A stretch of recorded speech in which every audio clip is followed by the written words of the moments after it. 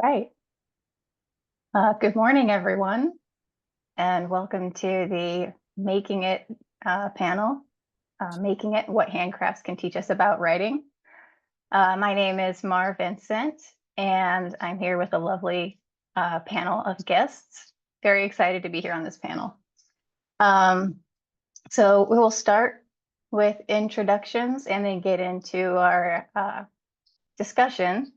And I'm hoping to leave 15 to 10 minutes at the end for attendee questions. So if you have any questions for our panelists, feel free to put them in the chat.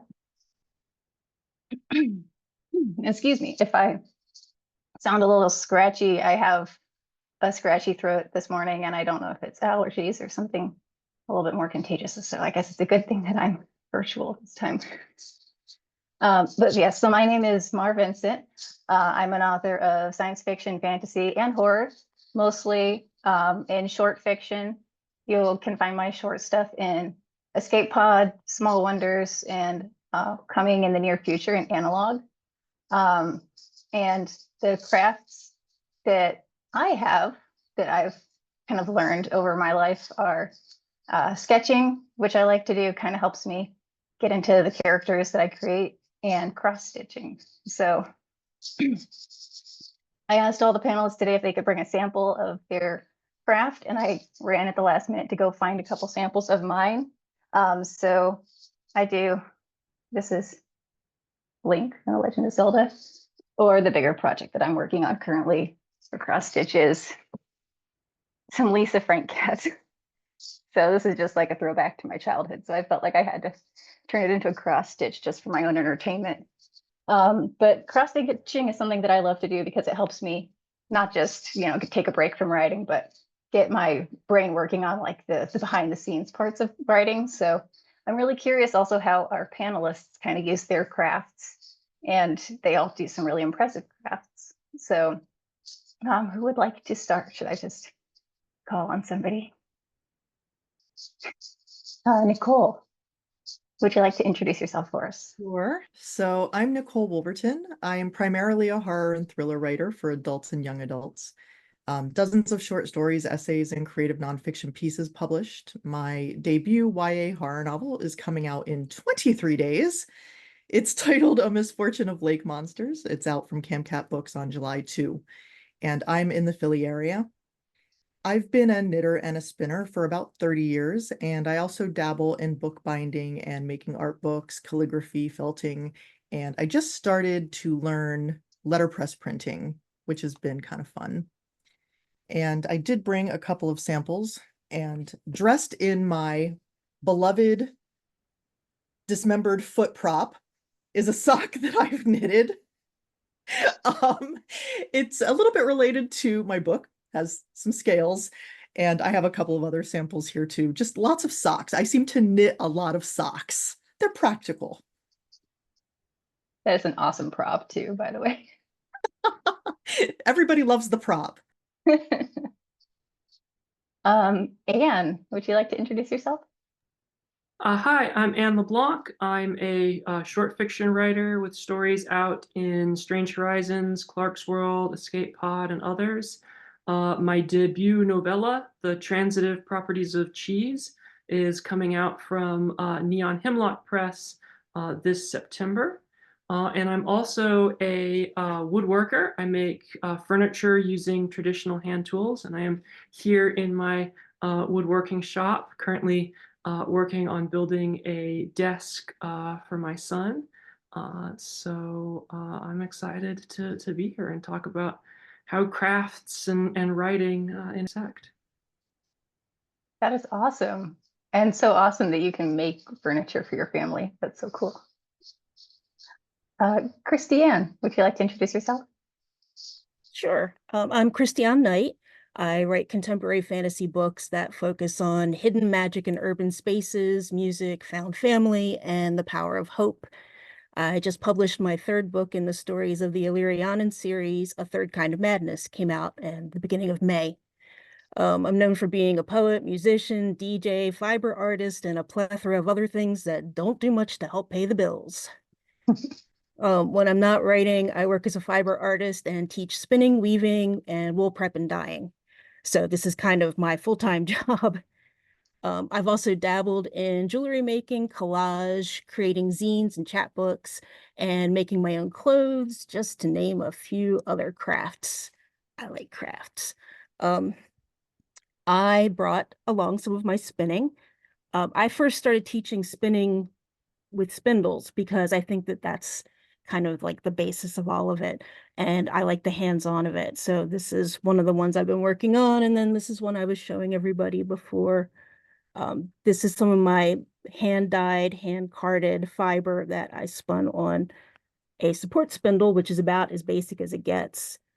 And I also brought a little bit of my weaving, just, oh, this is a very basic start, but I like very painterly weavings with lots of colors. So I am very excited to talk about how spinning and writing relate for me.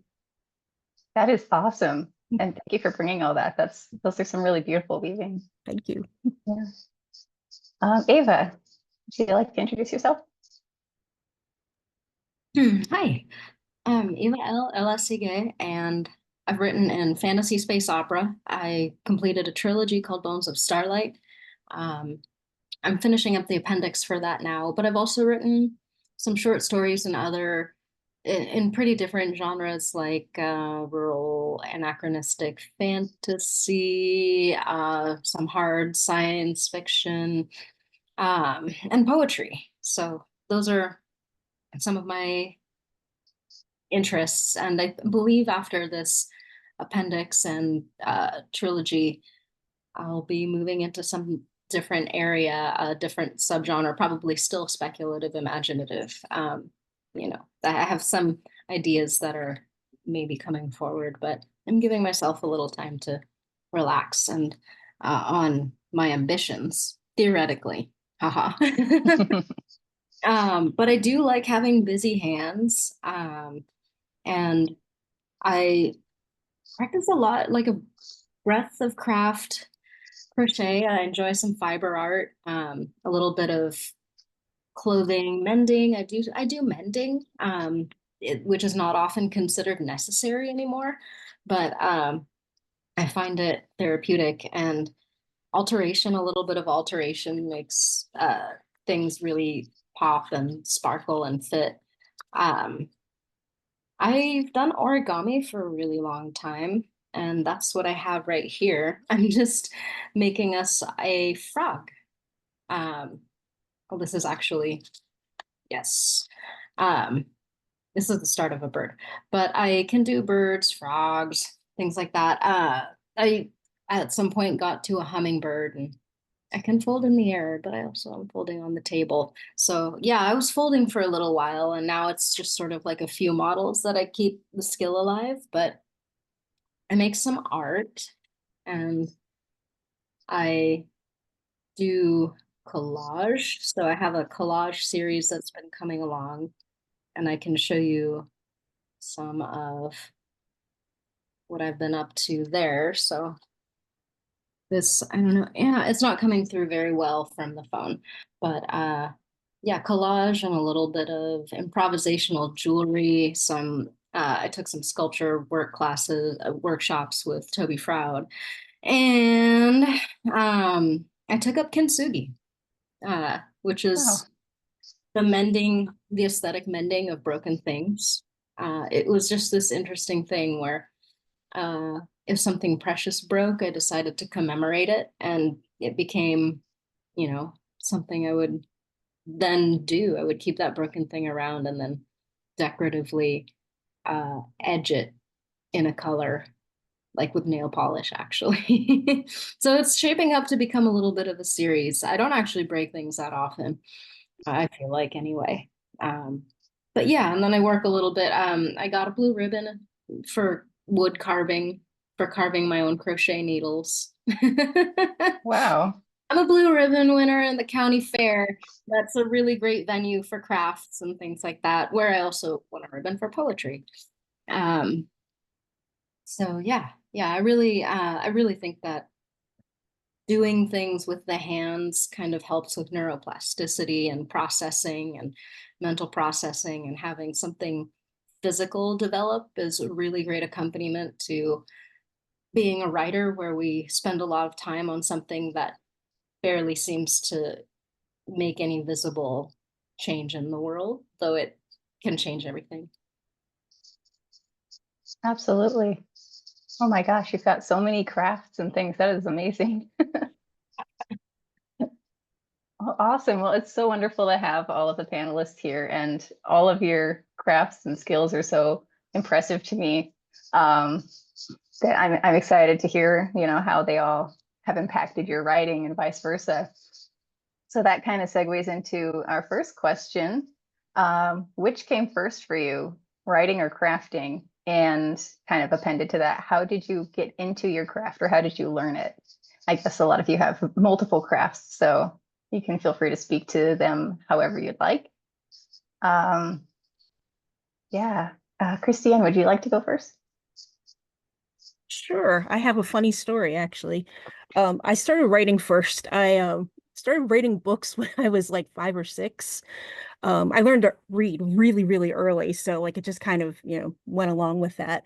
So my very first writing that I remember was a blatant ripoff of E.B. White's Trumpet of the Swan that I wrote out and illustrated and made into a chapbook. So that my mom probably still has it somewhere. I should have asked her. I could have brought it and shown it. It's very, very bad because, of course, I was 6. But that was the start. So I always have written. I learned to crochet actually very close to that time. My mom taught me. And after learning how to chain very, very long chains, I just kind of started making freeform animals. Like that was just, it just never occurred to me that like, you would have to have intermediate steps to that. I just started doing freeform. And I crocheted for a really long time before I picked up any other fiber arts.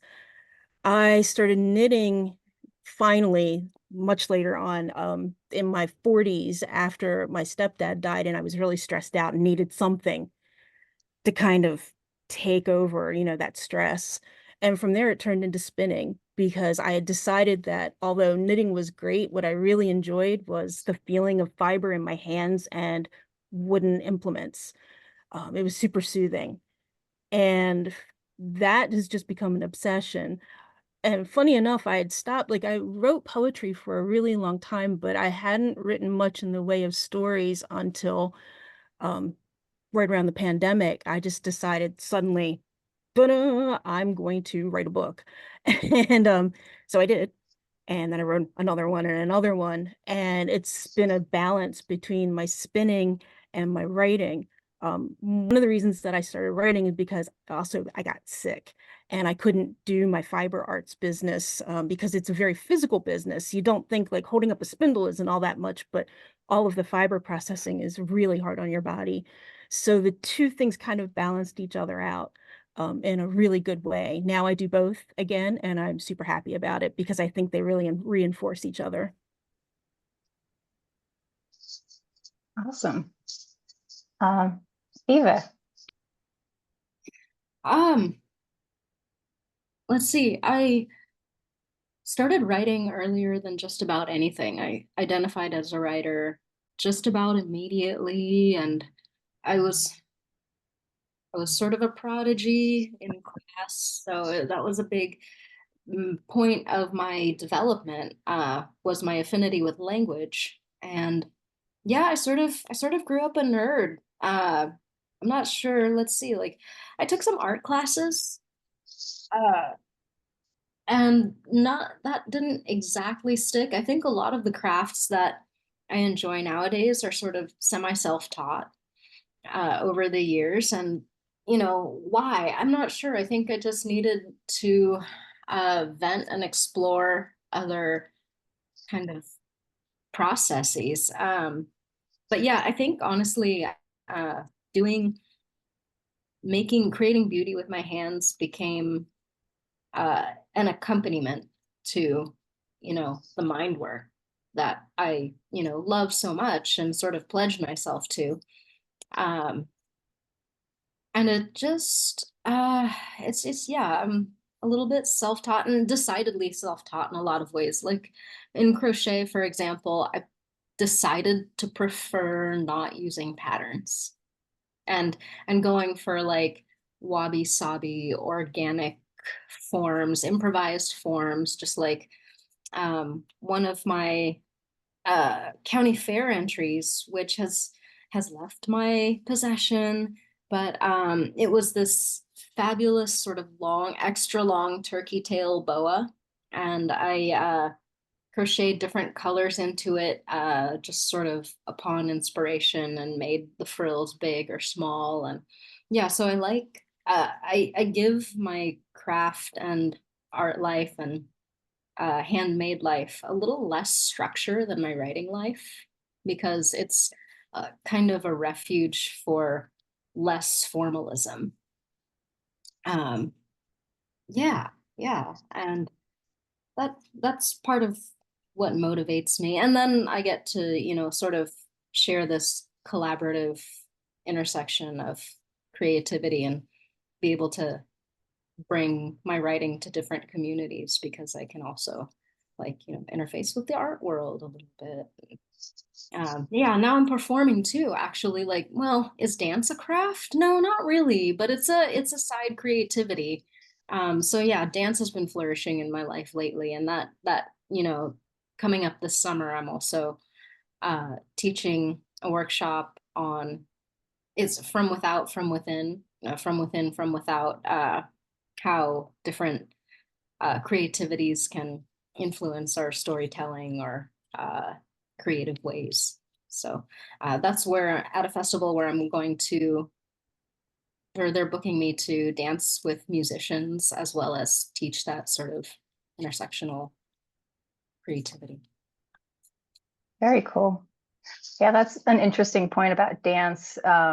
In the past, I used to work in Japanese arts and crafts, so I interacted with a lot of artists and craftspeople, people who were making ceramics or making, you know, woven bamboo, that sort of thing. But along with that, things like Japanese tea ceremony were considered a craft or a traditional craft, and that's not something you're creating, but it's still a process that you're doing. So it's really interesting to me to kind of see the two as similar in a way, and also both things that can kind of encourage or help writing.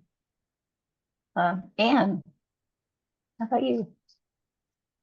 So for me, both writing and woodworking were kind of like aspirational things. They were, you know, crafts that I knew that I really wanted to do, but you know, I guess in my 20s, it was like, where do you even start? You know, like certainly, like, you know, with writing, you can just sit down and write, but it's a very different thing to know how to you know, write something that's publishable, know where to submit stories and how that all works. And so with writing, I'm very grateful to some of the early classes I took. When I was in New York City, I took a class with Gotham Writers Workshop from Jennifer Marie Brissett, whose novels are amazing, and you should absolutely read them. And that class was really just life-changing in terms of like giving me an actual path towards having my stories published and understanding how the industry works and how I might you know, write something that, you know, actually gets in front of people. And then, you know, with woodworking, it's also tough because one, you know, if you're living in apartments and moving every, you know, few years like we were, you can't really do woodworking very easily because you need a dedicated space, and you know, getting sawdust and wood shavings all over your apartment is not great, and you need a place to store the lumber and your tools. And so it wasn't really until we settled down and I ended up with a place with a, you know, unfinished basement that I could say, okay, yeah, now I can try to do some woodworking. And of course, you know, setting up this space was a multi year process, building this big workbench, and cleaning all of this out and acquiring tools. But similarly with writing, a class I took at a local community organization, a continuing education class, was hugely life-changing because, you know, it was in the wood shop of the local high school. And so they had all of the tools, and they had someone who, you know, understood how wood works and could, you know, teach you, you know, kind of those basic fundamentals that until you really understand those, all the other stuff that you read about the craft doesn't really like make sense, you know, because when you're first starting out with the craft, there's a lot of stuff where it's like there's the unknown unknowns and you don't really know where to start, or you know what tools you need. And a lot of the stuff you read is you know, like with wood, especially with woodworking, is aimed towards people who've been in the craft for decades and is completely useless for a beginner. Um, you know, and so they'll all be here, yeah, go, you know, buy some used, you know, hand planes and restore them. And it's like, if you've never used a hand plane before, like you have no idea what to look for in a used one. And so, you know, you can't really go and get something that's good and then use it in a way that feels productive. But that is one thing I really love about hand tool woodworking, is that the techniques and the tools are really ancient. And you know, I'm using tools that were made 100 years ago. Like I will. This is a Diston crosscut panel saw that was made, I think, around 1910, and it is still incredibly useful. The handle is the most comfortable that I've ever used out of any saw, way more comfortable than any modern creation, and it's still like incredibly useful. And I have some chisels up there on my chisel rack that were, you know, made about a century ago in Sweden. And I feel there's a similar, you know, lineage with writing and storytelling, and how some of these, you know, both crafts have changed a lot in terms of what's in style and what's how people do it. But there's also that really cool lineage that goes back, you know, millennia.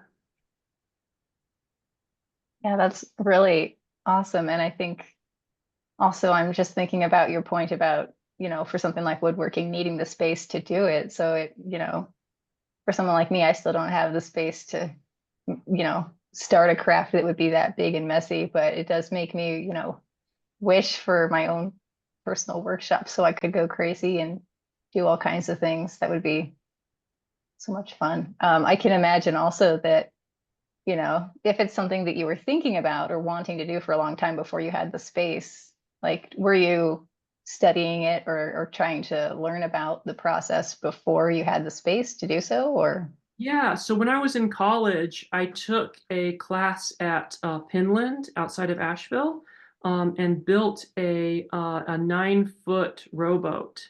And so that got me really like interested in woodworking. And then of course, you know, the next you know, 15 years, I couldn't really do anything with it because we didn't have the space or the time, or for various reasons. So yeah, it was something that I was like thinking about and like working towards. You know, and now it's interesting because looking back, knowing everything that I know, I realized that, oh no, I could have done like small woodworking, like you know, I could have done some carving, or you know, there's a type of small workbench called a, you know, Roman workbench that you can definitely, you know, build in an apartment. So and, you know, with hand tools, it's very feasible to, you know, have a very, very small workshop. Um, but of course, without having done the craft, I didn't have the knowledge to know how to do the craft in a small constrained space. It was, you know, kind of a paradox. Absolutely. But it is good to know, and also to, I guess, keep in mind that that's the kind of thing that you can take classes for if you have a community college or something nearby, and there's always at least a little bit of chance to like, you know, spread your wings a little bit and try it out. Yeah, I Yeah. love the local org that does continuing education classes. If you have one in your area, like I highly recommend Mhm. those places. They're fantastic. Thank you. Nicole, I think we're still gonna ask you this question. Yeah, so I think for like a lot of us, writing came first for me. Um, like Ava and Christiane, I started writing really early. And I never really crafted as a kid, which is weird, I guess. You know, I grew up in rural Pennsylvania where there's nothing much to do. So you'd think I would have picked up something, but I was just always a reader. And I think once I became, and I never really learned to cook either, which it makes sense in from where I'm going on this. Once I sort of became an adult, so to speak, I realized that I needed to know how to do some things. So my grandmother had taught me basic sewing. My grandmother was a seamstress, and so I knew a little bit about how to mend clothes and stuff like that. But most of the things that I learned to do as an adult, I mean, other than cooking, well, even cooking, it was based in practicalities. So when I decided to start knitting, it was because I couldn't find a sweater that I wanted. Like I had a thing in my head that I wanted, couldn't find it anywhere. And so there I am with my little Knitting for Dummies book, learning how to knit by myself. Like, I don't know why I didn't just bother to take a class. I mean, you know, Philadelphia has knitting classes, but, you know, I taught myself how to knit. And yes, I've made sweaters. I've never particularly liked the way that they've turned out, and maybe it's just not enough practice. So as a result, I started knitting a ton of socks. The issue with turning a heel, like, I don't know if you can see this, but like there's a special way you turn the heel, and that has always seemed like magic to me. Like I'll turn a heel and then I'm like, oh my God, I turned a heel. I'm gonna have a wearable sock. So it's stuff like that. And like Anne's woodworking, I am completely fascinated with that. I don't know how to do any of it, but I love the idea of having something tangible at the end that you can use. And so obviously some stuff I'm doing, letterpress printing, I mean, it's practical in some ways, but not like a practical and everyday kind of a thing. And that's fine. But one of the things that I learned while I was knitting and learning to spin later is that it's very good for forcing yourself to be still, not just physically, but mentally. It's very meditative. And I kind of like to think that having learned to knit ended up having an impact on me starting to take my writing more seriously and like trying to get published. Because when your mind goes still, it wanders. And, you know, I'd be knitting, I'd be knitting, I'd be knitting for like hours at a time. And I'd look up and I'd be like, oh, I was just daydreaming about a plot, like working things out in my head while I'm doing this project. And it really wasn't until after I learned to knit and started getting better at sock knitting that I did start to get published. So I'm choosing to think of it like that. The socks helped the writing. I love it. Well, that's awesome. That's going to kind of segue me into our next question. But before I get there, Ava, can you tell me what it is that you just created for us? Yeah, yay. This is a jumping frog. It's Oh, getting rid of the glare, but it's a oh, little okay. bullfrog I can't model. believe you did that just while we were sitting here. That It's is amazing. Adorable. another level from, like, you know, people can create paper cranes sometimes on the fly and leave them someplace. I'm someone who did that.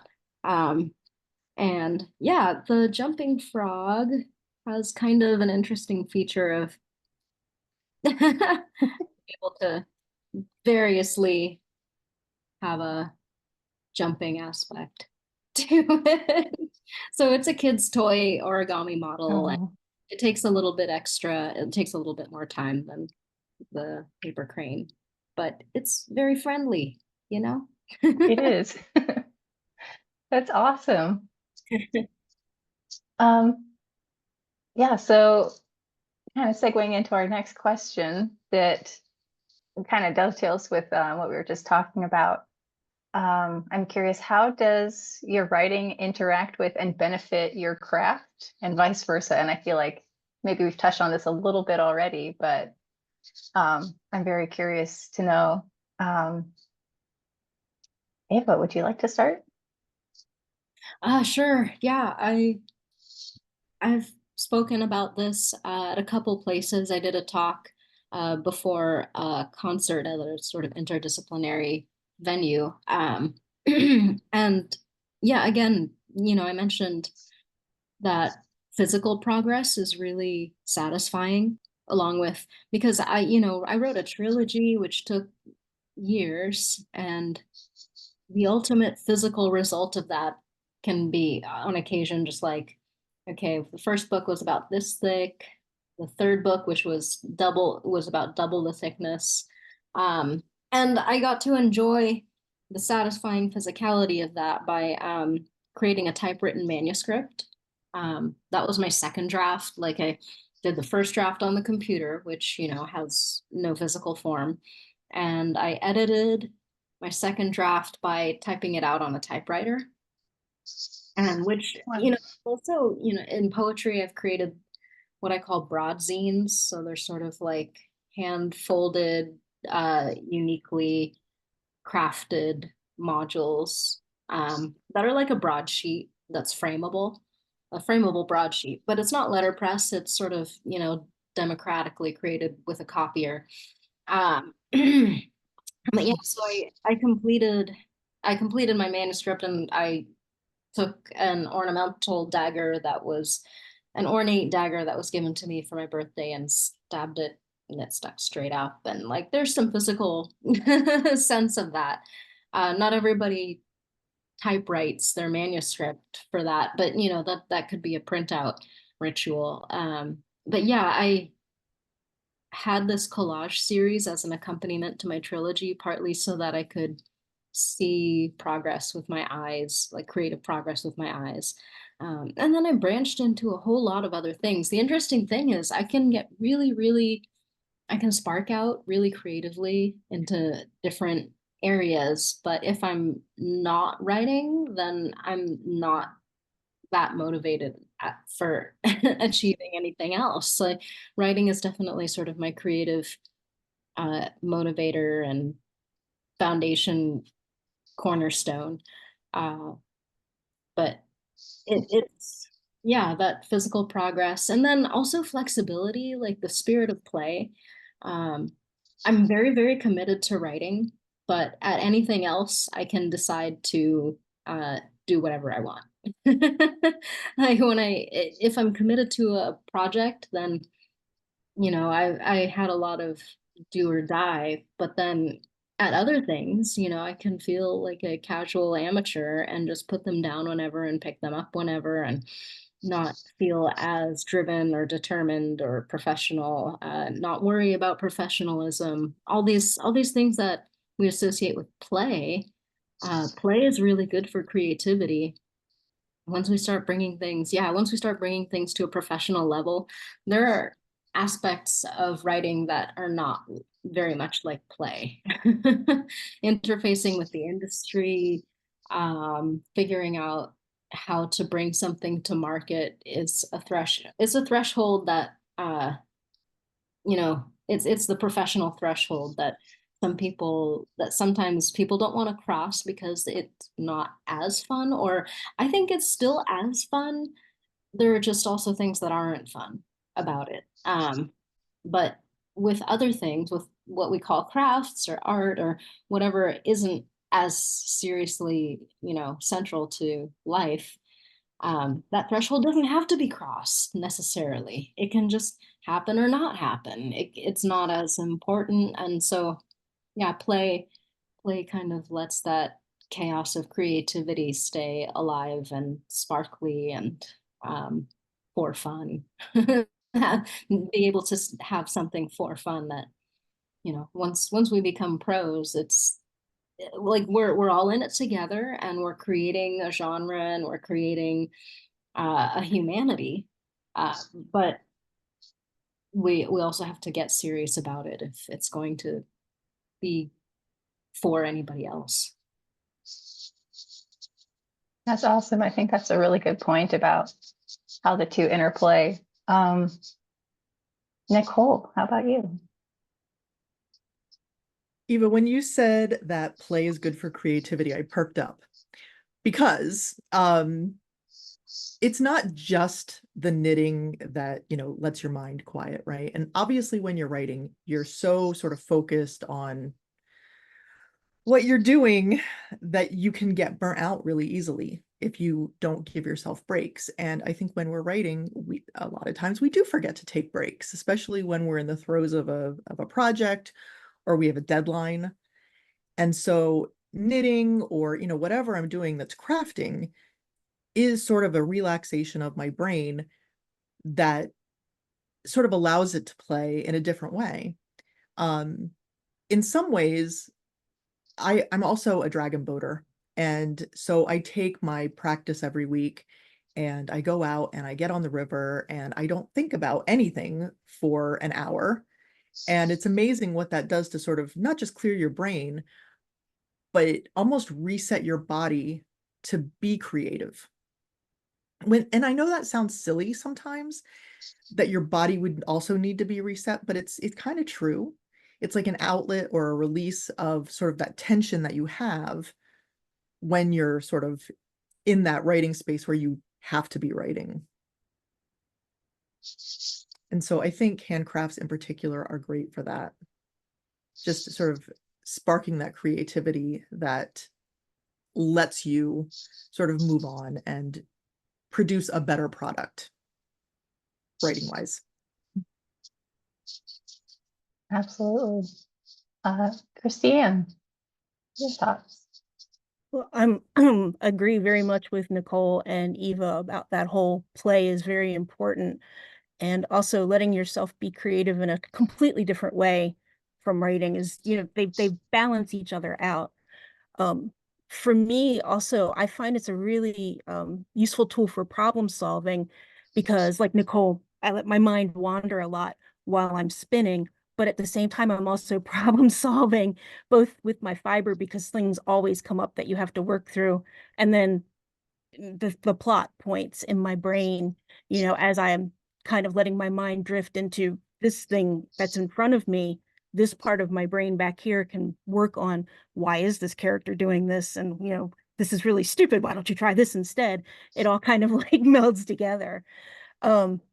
It's really funny because I was thinking about how spinning and writing very much reflect each other in the way that they work. With spinning, you're working in very small increments. So like, like when you're, hold on, where did I stick it? When you've got fiber, you're working a little bit at a time, right? You're teasing out a little bit and you're smoothing it out and putting the twist into it, which helps to draw out the process and the progress of the thing that you're creating. And it's like that with writing too. Everything starts with a little bit, a few words on a page that build up into a paragraph, into a scene, into the chapter, the scene for the yarn being, the finished product, and then the fabric that you make from that fiber, and then whatever you create with that. Say, for instance, if I'm going to weave it, then maybe a finished object from that. So it's a building process, both the same way. And I think that thinking about it like that really helps to solidify my writing process too, because I can think about it in those small increments instead of having that overwhelming sort of, oh my God, this project needs to be done kind of, pressure. If I look at it as spinning, it's much easier to take in small bites. I really like thinking about it that way. When I'm doing cross stitch, I'll often think of that project by, oh, this section or this color that I'm working on, and that kind of compartmentalizes it for me. But when you're working on a novel, even though you've got chapters and that kind of compartmentalizes the story, it doesn't necessarily compartmentalize the work you have to get done to complete a whole novel. So I like thinking about it that way. It's awesome. Anne, how about you? So I definitely agree with what Eva said about having a physical object that you've created, being able to make something useful, like I built a nightstand and I wake up next to it every day. I use it every day. Having that physical thing that I made is such help against kind of uh, the anxiety brainworms that are very common with writer life. It's so nice to be able to make something where it's judged based on its functionality. Does it stand up? Does it hold things? Is it solid? It doesn't have to be perfect. It just has to do what it needs to do what it needs to do. Compared to a story where you send it out and it gets judged by editors and readers and reviewers, and you have all this anxiety about how people are seeing it. Whereas with furniture, it's just like, I made a nightstand. It's not perfect. It's got tons of flaws, but it works. It holds up my stuff. And it's certainly better than anything I could buy at IKEA. Um, I think in terms of other lessons that I've learned from woodworking, um, when you're working with a piece of wood, it's really important to pay attention to the direction of the grain, and how the fibers of the wood move through the piece. Because especially with hand tools, if you're fighting that, it makes your work a lot more difficult. Planing against the grain will result in tear out, and just be so much more difficult. And I think I have to take a similar approach with stories. I have to figure out, well, how does the story want to flow? And if I try to fight against that, it's so much more difficult. Um, but I think the most important lesson I've learned from woodworking is that finished is better than not. I recently built a bookcase and I realized, about halfway through, that I'd made a terrible, terrible mistake in the design that not only would make it very annoying to build, but also would make it slightly, weaker in its construction. But I had this moment of like despair, like, should I just give up? Should I stop working on this? But I pushed through, and I'm so glad I did, because the bookcase, despite this design problem, ended up turning out beautiful and being incredibly sturdy. And I think that that's also really important with stories, is that oftentimes I'll get to this midpoint and be like, this doesn't work. This story is terrible. Um, and I'm always glad when I push through and finish it. And some of those stories where I had that moment of despair and where I even like wasn't even sure about the final product, those have been some of the stories that have gotten the best reception and ended up on, best of lists and then reprinted and stuff. So I is always better than not. I would love to add to that sort of problem solving, if I may. Yes, go ahead. That working things out with the hands, or successfully overcoming a challenge with like a physical challenge with making something, can really help with stuck mental processes. That when coming up at a stopping point where I need to consider how things are going to go, it can keep the creative fires burning while letting the mind sort of go liminal and let things that the forebrain doesn't want to, can't decide, or can't, figure out what would be best. Then doing something with the hands means that can sort of simmer. The simmering process really works. It's not procrastination. I don't really believe it is. I had, I kind of threw out notions of procrastination, because staying active isn't not doing things, it's doing things. And, doing things helps things get accomplished. And it really does kind of work to finish something and then come back to a problem and then just move forward with it.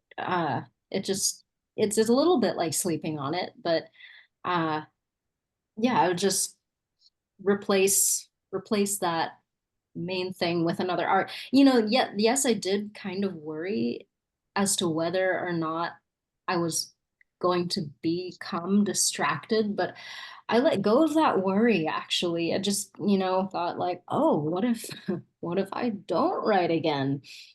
But I did write again every single time. and it just I surrendered to that, and like yes, I do come right back to writing when it's time. I It doesn't, this so-called distraction doesn't last for very long. And it, I just, it's good for the juices. So the juices and the key word there is neuroplasticity. It helps keep the mind able to reshape itself physically. Absolutely. Yeah, I absolutely agree. And when Anne mentioned getting to the halfway point of a story and hating it, I've had this experience myself. And I did that with a story, and I was just like reading back through it, and I was like, I don't like this, and something's not right. So I put it down for a while. And I think I did go and do some like sketching and cross stitching, that kind of stuff, look at other stories of mine, and came back to it. And I was like, oh, there's really nothing wrong. It was probably just that I had been looking at the same thing for too long, that sort of issue. And that's the story I sold to Escape Pod, I think on like the second or third time I sent it out. So it must have been okay. Somebody liked it. It was just sometimes you gotta, yeah, get your brain into a different mode for a little while so you can come back at things, I think. But yeah, it looks like we've got some audience questions, which is awesome. I'm going to segue over to those primarily because the first one kind of reflects the next question I had anyway. A little bit, I phrased nicer. So we will go to our first audience question. What is your favorite example of making, crafting, or material culture in your own work or in someone else's work? That's a really interesting question to me.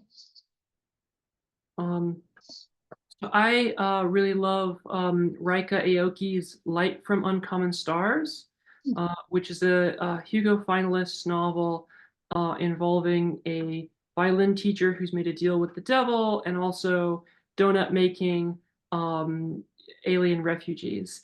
And it does just such a fantastic job of talking about the craft of lutherie, which is making violins, in just such like really intricate and loving terms, and also just the way that it talks about food and making food and food culture is so fantastic. It's a really lovely novel. And then I guess in my own work, my novella that's coming out is a cyberpunk cheese heist. And so it's all about the craft of making cheese in space and how making cheese is how the protagonists saved themselves after they went through this kind of horrible experience, and then has to steal back all their cheese after something happens to it. As a cheesemaker, I approve. In my own work, I have a short story that I published, I think 2021. It's in an anthology called Blood and Bone from Ghost Orchid Press. The story's called Knit Pearl, and it has to do with knitting blankets and varicose veins, and it grosses everybody out who reads it. I wrote it when I was getting my master's degree, and I was in a creative writing class at the time with non-horror writers. Like they were all very like lit fic type of people, and I read it to them in class and they were like, oh my God, who are you? You're a psychopath. It was nice. In someone else's work, I'm going to talk about a movie that I really love. Not because I think the movie's great, but because I like this particular scene. If you've seen Idle Hands, which came out in 1999, the main character has somebody else's hand, and to keep it busy and keep it from killing people, he knits. And that has always made me laugh. That's hilarious. One of my later questions was, how do you think craft and things like that can be incorporated into horror or science fiction? And that's a good one. That's a good way to do it. Very much more unique than anything I would have come up with. Ava. I do have a short where somebody had a plant hobby. Um, and it's actually they're biohacking. They, lived in a sky city floating above the wasteland planet, and they were biohacking the proprietary genetic food that they got to try and create a viable plant. And they would which is so illegal. It's not, is that crafting? Is you know, but they and then they would sneak out from their totalitarian sky city to see if any of their seeds sprouted. And yeah, I guess I don't have to spoil it, but you get the idea. So I guess, yeah, plants are kind of one of those things. Like, it's not exactly crafting, but I do, it's nurturing and propagating and things like that, and it can become one of those passions that take up space. Absolutely. Christiane, do you have any of your own work or other works? Actually, my latest book, A Third Kind of Madness, centers on the protagonist is a photographer. And there's some debate about whether photography is considered a craft or an art or both, which comes up in the book. It is one of the things that is kind of a weight that hangs over the protagonist's head a bit. But they discover magic in the city they live in, which is Baltimore, which is where I live, through their camera, and things that are showing up on their photos that at first they think are artifacts, but turn out to very much not be. I am very, very amateur photographer, so I really enjoyed writing about all the details of the photography and how they developed the film and how things showed up. As for other people's stories, my brain fog with contemplating all of the possibilities just shut down, so I have nothing to offer. Sorry. Oh, of course. I'm one of those people who always thinks of it 5 minutes later. So awesome. Well, our next attendee question: does crafting ever become the place you go to help make decisions about your writing? When I can't get my brain to shut, when I can't decide what's the right decision for a plot point, crafting or gardening, it's a good one, is a way to escape the pressure and give my head space. And then the writer also wrote, Nicole maybe answered my question. I think that was a little bit earlier when this one was posted. But anyone have some thoughts on that? I do. The interesting thing about gardening for me was that for a while I had I was writing, I did NaNoWriMo, I was submitting poetry, I was on student government. This is in college, I was on student government, I was taking an overload of courses, and I was gaming. I was in team gaming. So that was all really hard on my wrists cumulatively. And yeah, all at once. So I went through this sort of rest period in my involvement with technology and with writing. And when I decided to come back to writing, I was still recovering a little bit from, I don't know, remnants of repetitive stress. But one of the things that felt really healing for me was gardening. And it's that sort of macro motor kind of involving with the soil, gentle lifting, just kind of earth field, megahertz vibrational frequency goodness that it comes with digging the hands into the soil. And I feel able now to really do a lot. And I've also taken up, more physical disciplines, and got into a workout program, things like that. And now I do some aerials, and all that is really just really nice on the things that wear out when typing a lot and staring at the screen a lot. So yeah, that's just a sort of note toward gardening. It's just so great as a technology de-stressor and muscle relaxer. Yeah, I'd like to add that a lot of writing happens when you're not writing, right? I mean, like the thing that most people say, well, I was in the shower and I suddenly had all these ideas. It's the same thing with crafting. You're taking your brain away from the stress point of staring at the screen or staring at your notebook, thinking, I have to come up with this. I have to fix this problem. I have to make my character do a thing. When you've got your hands involved in something completely different, it frees up that back part of your brain that I talked about before to just be and think without having that stress hanging over you.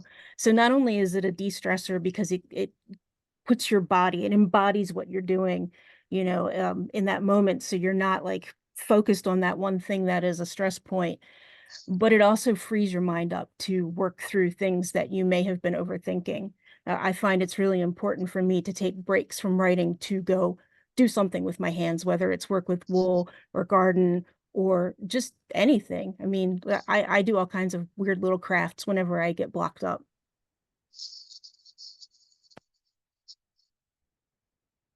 Yeah, I find that whenever I'm cross stitching, I have my phone next to me so I can take notes on my story, because that's inevitably when a thought is going to come to me.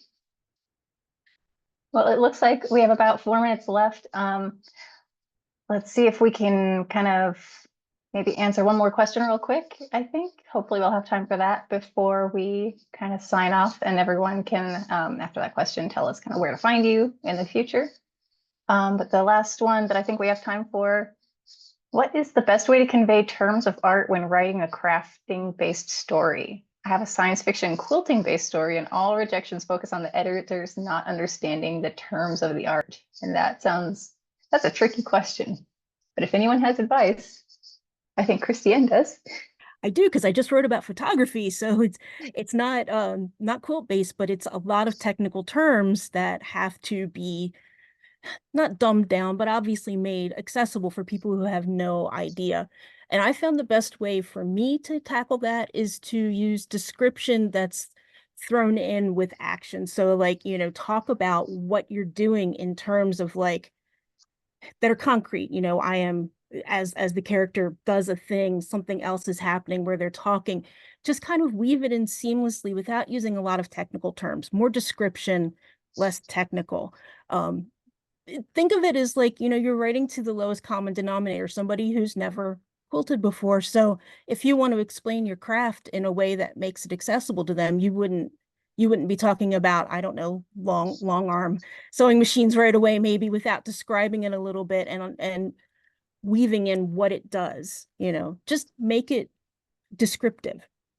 Kind of use the descriptors to cut out the technical terms a little bit. That will make it a little bit more accessible, in my opinion. Yeah, and to build on that point, I try to focus on the emotional content of the craft. I don't know any crafts person who doesn't like have big feelings about their craft. So using how the craftsperson feels about what they're doing is a great way to introduce some of the like technical details that readers might not be as interested if they weren't like carried in with like the sugar of the emotions. That's awesome. That's a really great point. And it looks like we're pretty much at the end of our panel. So I want to thank all of our panelists for being here and all of our attendees for attending and for their great questions. And so if everyone can just tell us quickly where we can find you in the future going forward. Anne, how about we start with you? So I'm at anneleblanc.com, which has links to my newsletter and Twitter and Blue Sky accounts. Thank you. Nicole. You can find me at NicoleWolverton.com, and like Anne, you can link out from my website to my newsletter and all of my social media. Thank you. Christiane? I'm at christianneknight.com, and all of my socials are listed there. Probably spend my most time on Twitter or Blue Sky, but you can also sign up to my newsletter there. all that usual stuff. Awesome. Anyway, My name, Eva L. Elasiga, is spelled here, is on social media, and I also have evalisa.elasiga.wordpress.com. And right now, I'm still finishing up Bones of Starlight on bonesofstarlight.com, where the trilogy is also housed for free. But that will also direct people to my other resources. awesome. Thank you. And it looks like if any audience members are interested in continuing the conversation in the Cooper Suite after this, you want to hop on over to the water room. I'll jump over there, and if any of the panelists would like to join, then that would be awesome, because this has been a really great conversation. And you can find me on the internet. I'm on Twitter and Blue Sky and Instagram as Mar of the Books. I don't have a website yet, but you can find me there. I love to interact with people on social media. And thank you, everybody. This has been a wonderful panel, and I look forward to the after conversation as well. Thank you.